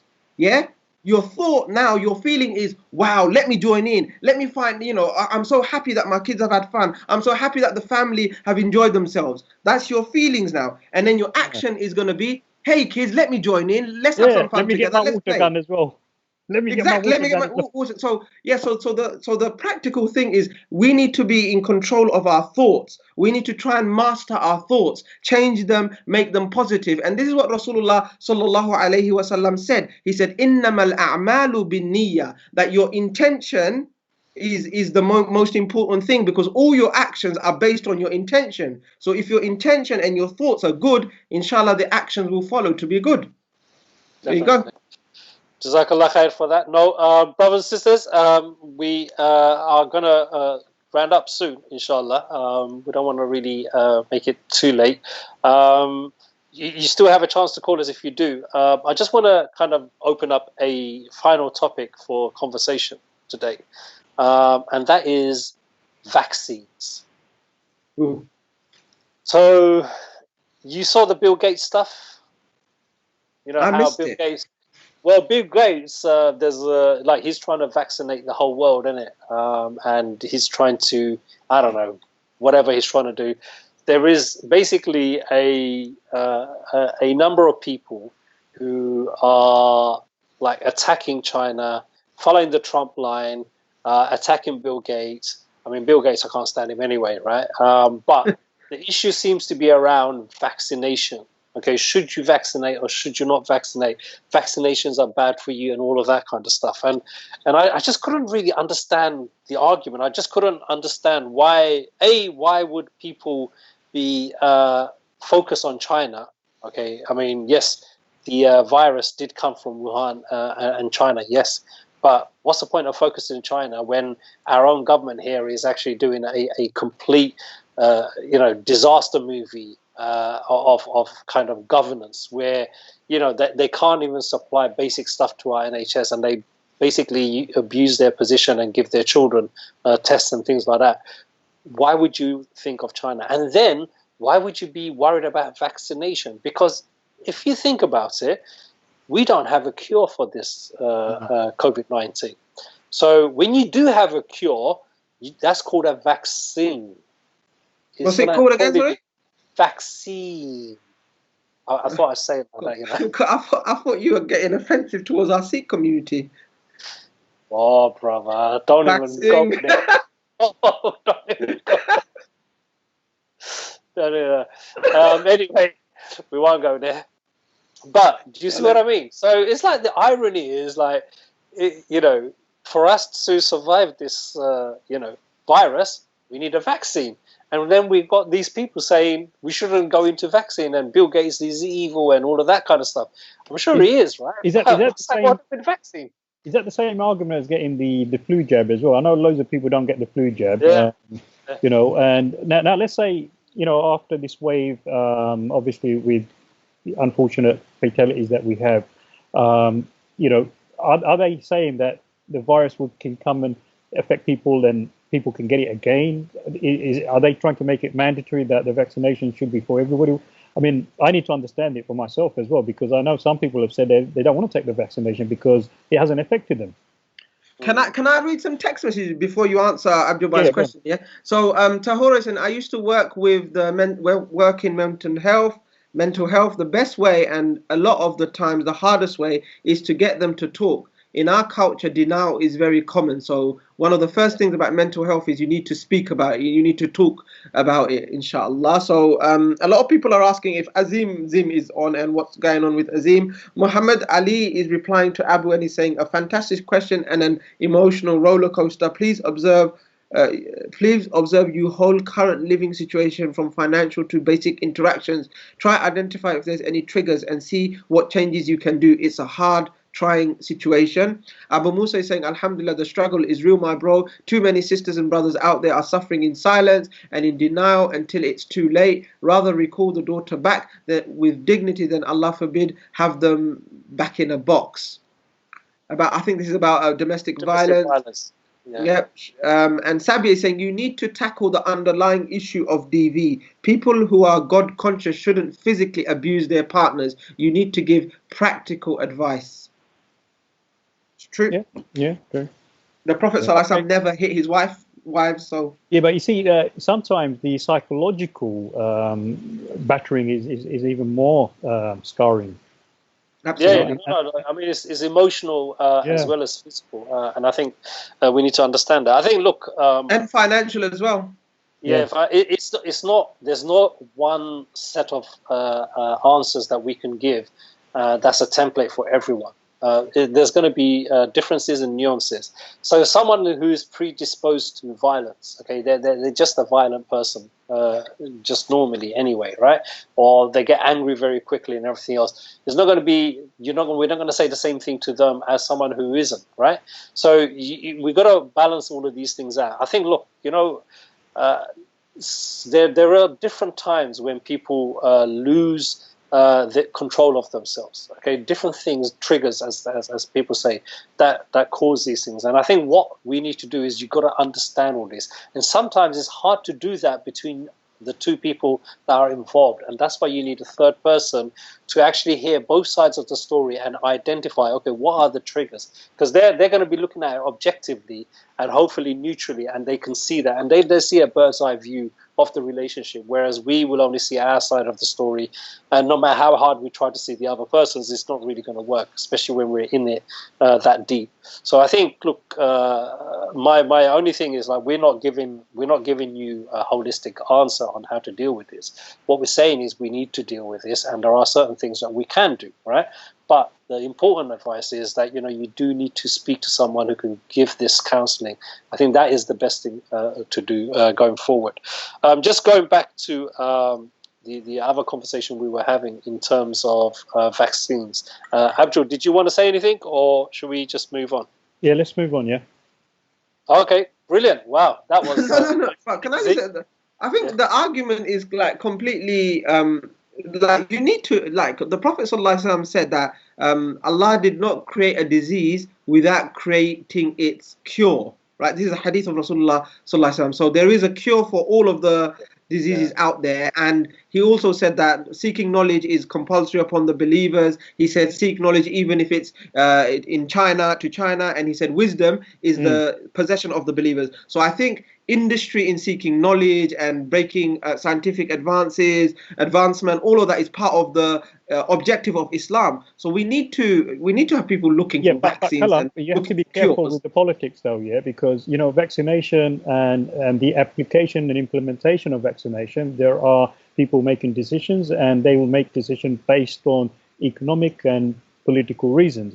So to give you an example. So a lot of illnesses, a lot of viruses, people have the normal body system fights it off. Okay, it fights it off. Okay, now because in order to kind of like reduce the kind of like the impact of that, you'll have certain health bodies say, look, now everyone get vaccinated. And this is why the counter argument is that, look, those people who need it now, for example, with the flu jabs, they're saying to elderly people, old people, they need it because their immune system cannot take it. But when certain vaccination is made compulsory, the issue and the question is will the people have the choice to take it or not? Will it be mandatory? No. The argument, I totally accept this argument, which is that by taking these vaccinations and medications and everything else, you're actually weakening your own natural immune system. Okay, so you're actually becoming reliant on the drugs to deal with anything, and that's not a good place to be. I totally accept that, and I think, I'm strongly for that. I don't believe in just taking vaccinations just for the sake of it. I think, I'll give you an example. When I go to Bangladesh, I don't take no injections at all. Yeah, me too. It's just normal because my body can. You got to put it out there. And I think sometimes we live in in an environment where it's too sanitized, if you know what I mean. It's too clean. So our body's not used to dealing with. But brother Azad, it's also Can I just stop you guys? Yeah, go on. There's an interesting little thing happening on the text message. So everybody's looking for Azim, right? And now somebody's saying, Azim, you need to call in because there's no people watching, there's no people listening, right? And then they're saying, let's go for a vote. And everybody's putting their hands up, voting that Azim calls it in. So Adil has put his hand, Abu Musa, Shamsu, they've all put their hands up voting for Azim. So is Azim going to bottle it? Or is he going to be a man, a warrior, and call in? What's going to happen? This is like an episode of EastEnders. It's almost the doof, doof, doof, doof part, the cliffhanger. Is Azim going to call? What's going to happen? Is it going to happen? Who knows? I don't know. I don't think he'll call. I think he's going to bottle it. But let's see. Let's see. But I think it's important that we build our own immune system, and of course, look with like you said, with the virus. Before you conclude on that, look, how many of us read the Sunnah book of Prophet Sallallahu Alaihi Wasallam's medicine? Okay, there's a lot of things we can now do, especially in this kind of medical condition that we're in. A lot of natural stuff. There's a lot of natural stuff that we can learn. I think people need to focus on how they can naturally, strengthen the immune system, their general health, having that health consciousness. And in the Sunnah, it's just full of it. They're like three. There's three things that you call them superfood or super sunnah foods. Yeah, one is honey. Yeah. Like, pure raw honey, not this what you get off the Kalam, supermarket. just hold on there. Hold on there. Honey is very good, but this is on the funny note. Someone told me the other day that one brother he had the coronavirus basically, and he was pumping honey into himself like big tablespoon 4 a day. Now, if you overdo it, it's a problem because that gives you a different type of rush here. It's got to be proportionate. It's got to be meaningful. Yes, we say that, yeah, but then people don't know how much of it to take. And if you're going to take no, of course you need to take it. Yeah. You can't overdo it. No, but what I'm saying is like moderation. Yeah, like in the Quran, there are two things that are called shifa, cure. One is the Quran itself, and one is honey. Allah subhanahu wa ta'ala calls it a cure. The other, sorry, can I just mention the three? The other thing is dates. Dates. These are superfoods. These are and the third dates, bruv. Sorry? You ordered the dates. Yeah, Palestinian ones. Palestinian ones, and the ones from Medina specifically, Rasulullah SAW said that they provide cure, the ajwa dates. And then the third superfood is black seed. Whether it's oil or the seed itself, those three things are, they're easily, you can get them. They're sourced in this country. You can get them as well, and we should take advantage of them as well. You forgot another very simple one that a lot of people don't think about. You just made me yawn there. Yeah, there's another one. Right. Kalam, there's another one. Yeah, it's just pure water. People need to drink the right amount of water regularly every day. We're not drinking enough water. Listen, but it's really important to understand honey, dates, black seed oil or black seeds in different formats is not the cure for coronavirus. No. Big distinction. What we're talking about is building a general health. Healthy body, internal immune system and everything else. General health. Like these are things to do, like exercising. Like Abdul said, drinking water. We neglect our bodies so much. So it's just doing these basic things, I think, can help you a lot more. Like Allah subhanahu wa ta'ala has given us many viruses, pandemics, illnesses and everything else, but the human body has a miraculous way, because of his permission, to deal with all of these things. Sometimes we need medication, but most of the time our own body can deal with it. As a bait, the fundamental thing I like to say to everyone, the way I see food is the first source of medicine. Yeah, when I did food anthropology, one of the things we looked at. When did you do that then, Abdul? In my secret days, when I was in there, when I was like learning a lot of stuff, like in the golden days. That's why we call you Professor Gray. Yeah. But a lot of people don't understand. He just dropped it in. Oh yeah, by the way, when I did food anthropology, what the hell is that even? Yeah, no, because the politics of. I thought it was anthropology, bro. Yeah, but anyway, can I make my point here? Yeah, right. Yeah, please. Yeah. Food. There's elements of medicine in the food. The food was the first source of medicine. That's why you bring the dishes together. You bring the different, all the different materials together and that. Yeah, like protein, whatever, fiber. And if people have that understanding, and if they were able to use the food in the right way. Food is very good. Like some people, what they do, they drink. For example, they have protein. They have chicken. Okay, they have chicken, and then they have a can of Coke. Okay, so now protein and sugar doesn't go. Yeah. So what they do is they do an explosion in the stomach. Why are you bringing Spice Hut into this, bro? Well, you have to. We're EasyTalk, yeah. But listen, Abdul. Can we take this offline? Can we take this offline? This conversation, can we take it offline? We'll do it after the crackdown is over at Spice Hut. How about that? I want to make an important point. Sometimes eating the wrong food and mixing the wrong food together is harmful for your body as well. And a lot of people don't know that. And if you go into nutrition advice and that, they will tell you that, look, certain things, you don't mix it together. If you mix it together, it's going to cause problems. That's my point. Has a good comment here as well from Kamal Uddin. He says, unfortunately, lots of Muslim brothers are smokers, or during fasting they suffer from nicotine withdrawal effect, which can cause many psychological symptoms, and the common one is mood swings, which can be a major factor in domestic issues. I don't know if one is allowed to use nicotine patches as a substitute while fasting. I don't know. We That's, have to ask a scholar. Yeah. that's not my department. This is easy talk, yeah. Well, the I think campaign for one Azim to call. Sorry, yeah, go ahead. no, about the honey. There's a brother Shah. He's asking. Shah Hussein is asking. Where do you recommend something? Because it's true, raw honey it costs a lot of money. Yeah. So is there a balance? Do you guys know anywhere where we can get reasonably priced raw honey? Well, I do, but I've got there's a conflict of interest. Yemeni ones, and there's like £100 for a little jar, man. Yeah, it's expensive.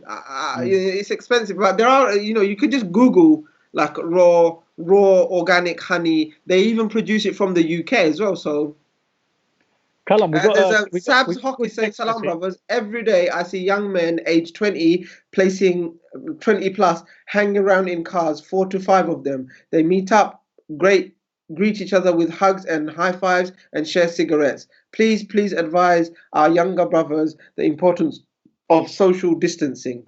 Thank you."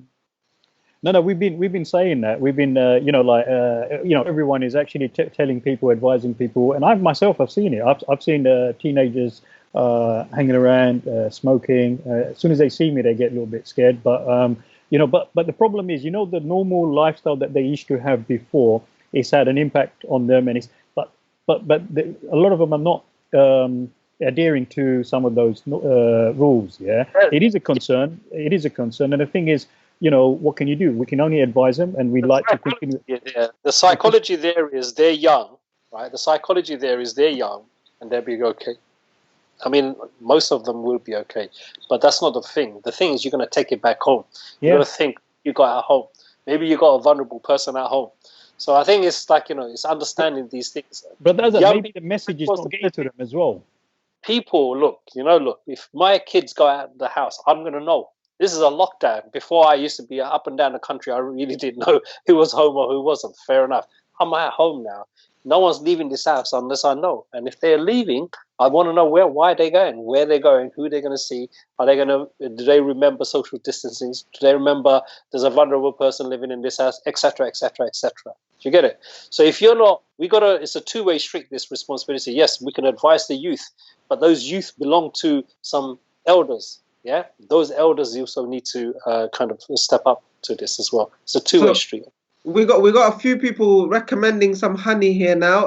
How about the honey on top of the ELM? I don't think they produce huge numbers, but they do produce it and sell it. If you're lucky to grab hold of some. Faith is saying pure honey at Wazio TV on Insta sells it. Abdul Qadir is saying Latin Honey Shop does the best organic honey, alhamdulillah. Latin Honey Shop, but they are. It's true that honey is expensive, but you got to pay for it, I guess, because they can't do mass production. This is the problem of the society we live in. Because there's so much mass production, they're selling honey at like 50 pence for a jar. That's ridiculously cheap. Honey shouldn't be that cheap, actually, because it is a process. If you're buying organic honey, it's limited in number. But if you're buying... I'm concerned, to be honest. Yeah, absolutely.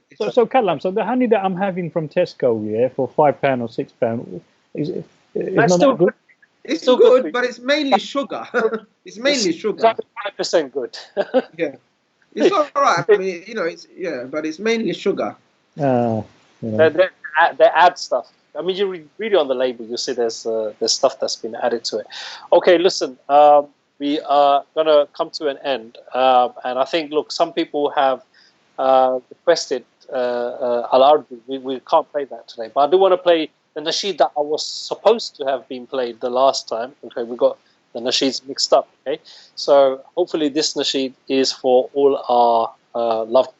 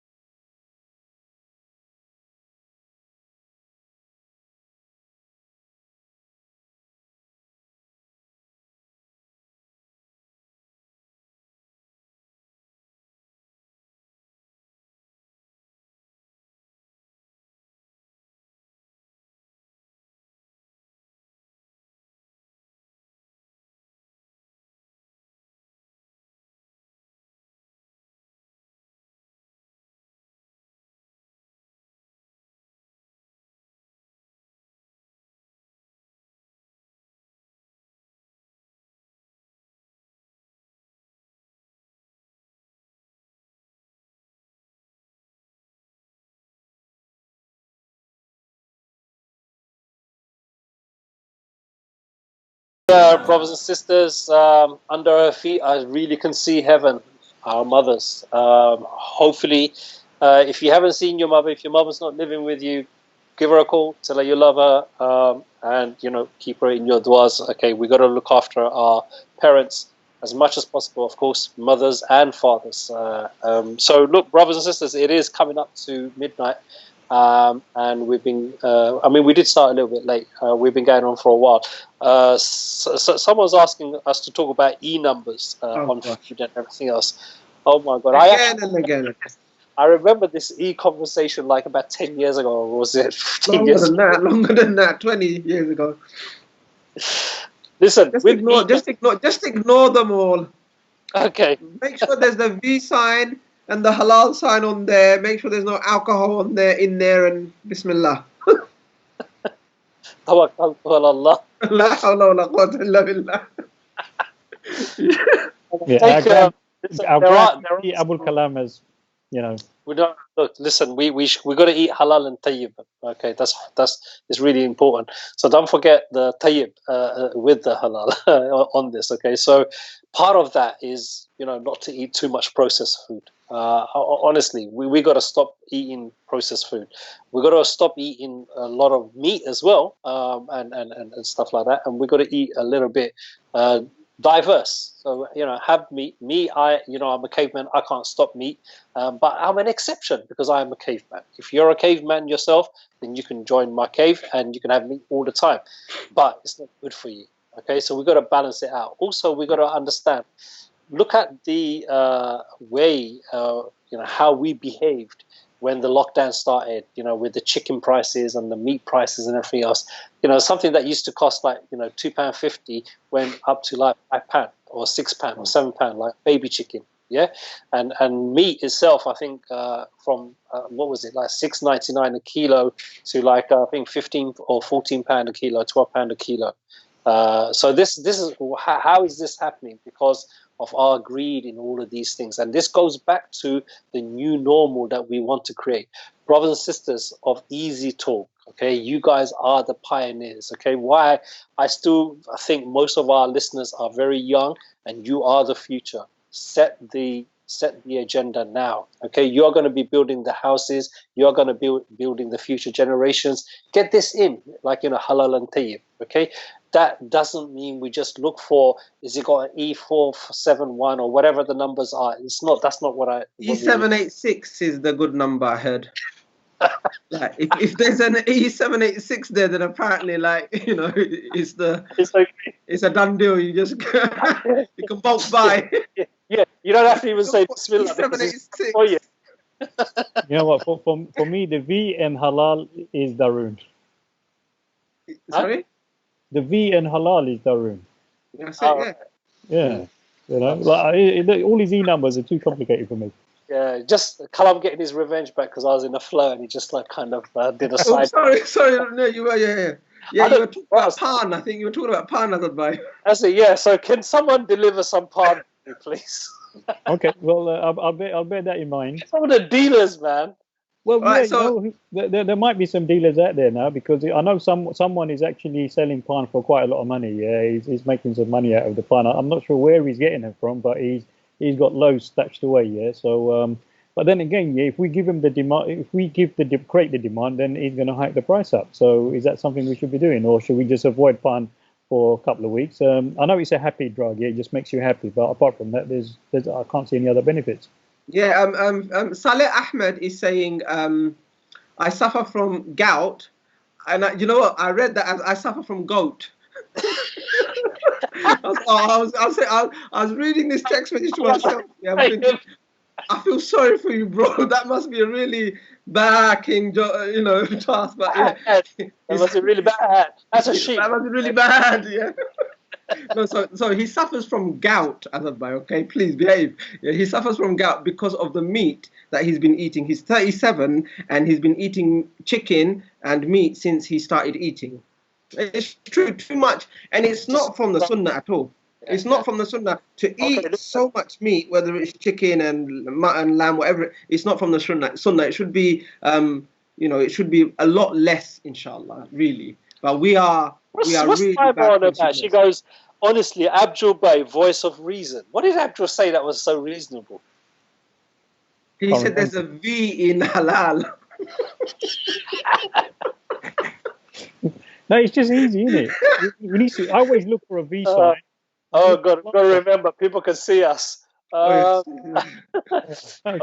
But anyway, I just want to make a point on this here, right? Look, yeah, we talked about food here, right? But no one's talking about exercise here. Listen, you got to exercise as well, yeah. You can't just sit there and just think you're going to be healthy here, right? You got to get that heart moving. You got to pump that heart. You got to get that blood circulating. You give me a mask so I can go cycling. No, we don't have to go cycling outside. You can do it at home. There's a lot of exercises. I want to go cycling. Get me a mask. Listen, you can come cycling with me, yeah, right? I go cycling. So Simon's explaining. Get me a mask. You got a mask. Go to a cycle shop and get me a mask. No, all the shops are closed, Close. Okay, well, we'll see. Let's see. Halfords is open. Simon's saying Simon's explaining what she means about voice of reason. It's not necessarily praise to Abdul Bai, because what she's saying is that he's a voice of reason amongst the three of us. So out of the three of us, he's the voice of reason. Okay. And then he says, God help you lot. She says. Listen, before we end today, we have to sort something. Ramadan is, inshallah, starting probably Friday or Thursday. Friday, I think. Sabs is asking, are we going to be doing this live during Ramadan? We already know we're going to do one show at Ramadan, but I just want to have this conversation with the audience there.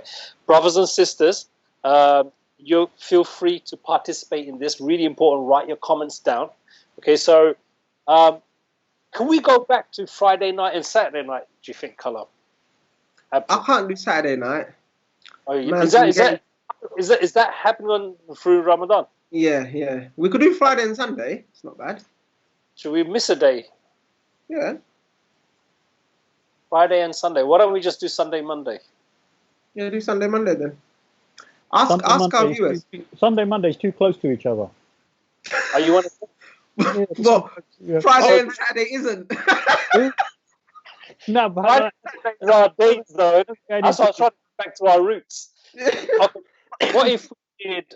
Because if we keep them together, then people know you're going to be on these 2 days. Do you get it? Otherwise, if you do it too far apart, like say if you did it, I don't know, Wednesday and Sunday, it's like 2 different dates. But if we choose 2 dates joined together, then people know that's it. Sunday, Monday. It's not like we're going into work or anything, isn't it? Not only that, Kalam, this is the new normal. The weekend starts on Sunday. Exactly. And ends on Monday. Yeah, but Abu Kalam, Saturday and Monday is the new Sunday. Yeah, but Abu Kalam, you got to realise, right? I'm in a lockdown, and I'm in a lockdown in a house as well, right? I'm in a council flat, right, where other family members have to share. I've already been receiving complaints that I'm using the sitting room for 2 hours, and they can't get into the living room, so I have to manage that as well, isn't it? From all the stuff. I know, but it's gonna. Do you want to do? But we're gonna do 2 shows.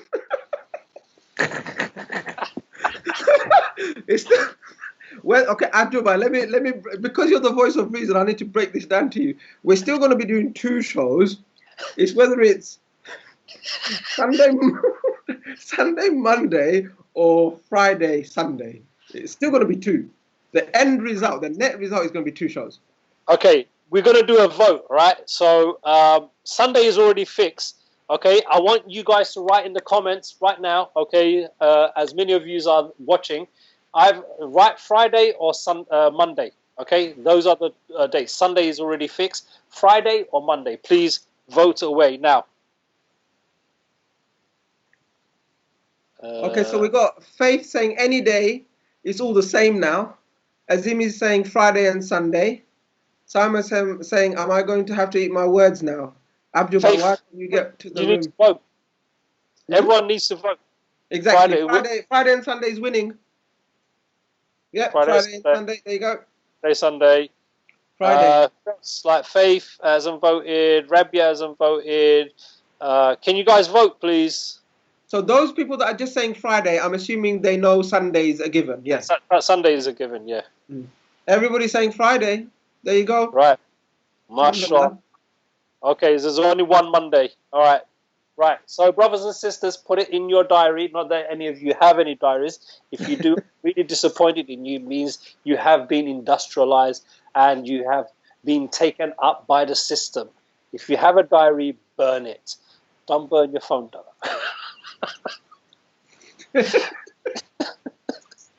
Okay.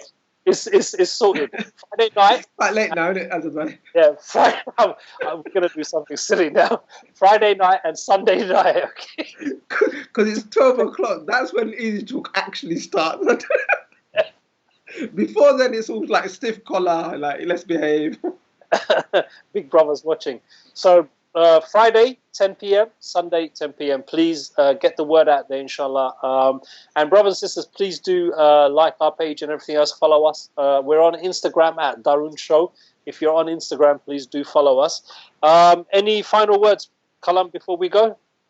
No, alhamdulillah, you know what? This is all good because, you know, a Muslim should share moments of happiness with his fellow Muslim brothers and sisters. We laugh together and we cry together as an ummah. We feel the pain of the ummah and we also celebrate the victory and the successes of the ummah. So us coming together, sharing good moments, sharing knowledge, sharing experiences, nasiha, this is all part of developing ourselves and building the resilience of this community, because after the lockdown we really have to get kick-started again. Look, we're now, I'm almost hitting 40. It's been 10 years since we were last on and the situation around us hasn't improved, it's gotten worse, but we are still the same. We haven't built our capacity up. We haven't improved ourselves. We haven't learned any more Quran. We haven't become better people. No, we're still the same. It's not acceptable. It's not something that Allah wants from us. Allah wants us to be people who are going to be representatives of this deen, people who are going to be muttaqun. And the month of Ramadan is the month where we can gain taqwa. So I think we should all resolve, inshallah, to really set some targets.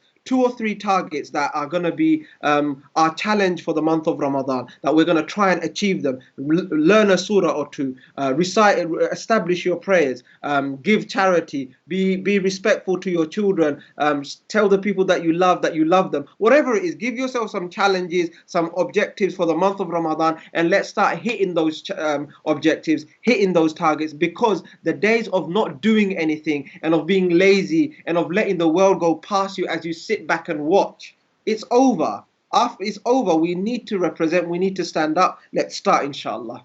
Inshallah. Abdul?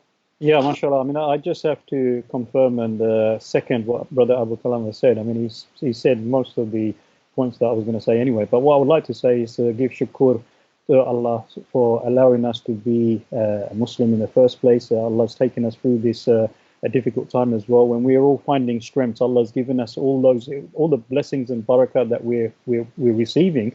We need to reflect and thank Allah for that as well. Yeah, and sometimes we're not seeing that. And I think this is a moment we're seeing. We should think about that. Look, Allah's blessing us, He's keeping us well. You know, all those good things. And also those of us who are suffering. You know, it's also a shifa. We're going through a process. And for those of us who've got friends and colleagues from other faiths and cultures, it's about us helping and sharing and sympathizing and having empathy towards each other as well. So all those things, we want to bring it together. We want to make it easy for us on the Easy Talk, inshallah. We're doing that. We want you to all kind of give us topics and discussions, you know, and obviously we'd like people to call in as well. We want to hear some brothers and sisters with their views and points as well. So inshallah, on that particular, I just want to say, well, you know, mashallah, second show, you know, we're building up, we're warming up. It's going to sometimes get hot, sometimes going to smooth out, and sometimes we're going to hit hard. So that's the way we are, you know, and it is a bit odd because we normally used to do midnights. Yeah, we're doing early. So, and alhamdulillah, we've like confirmed the days now. So I'm going to make my arrangement at my house because I've got to use my living room and I'm going to have to kick all my other families up into their, squat into the bedrooms and wherever they are. You know, you're probably, you know, suffering the similar kind of thing, but that's the reality. We're all going to go through it together, inshallah. Yeah, but the good thing is we have faith, we have iman, and we know we have the opportunity to kind of like improve ourselves. And let's be honest with us, we're not perfect. We're all here to improve in the best way we can. We can learn from each other, and this is a very good platform for us to help each other to learn and develop and grow spiritually. And also, you know, and be informed about things as well. And if you want to make a difference, you know, we can use this platform, you know, raise issues. I know previously in EasyTalk we used to instigate campaigns and activism and that. I hope we see some of that as well. And yes, definitely, Ramadan, we will like to be here if Allah keeps us alive and breathing, inshallah. Let's pray for that, inshallah. For me, jazakallah to everyone for kind of like taking the time. Jazakallah khair, Brother Abdul and Brother Kalam, for that. I'm not going to actually add any too much more to that. I was just three things probably I want to say. The first thing is Friday, we will see you, which will probably be Ramadan.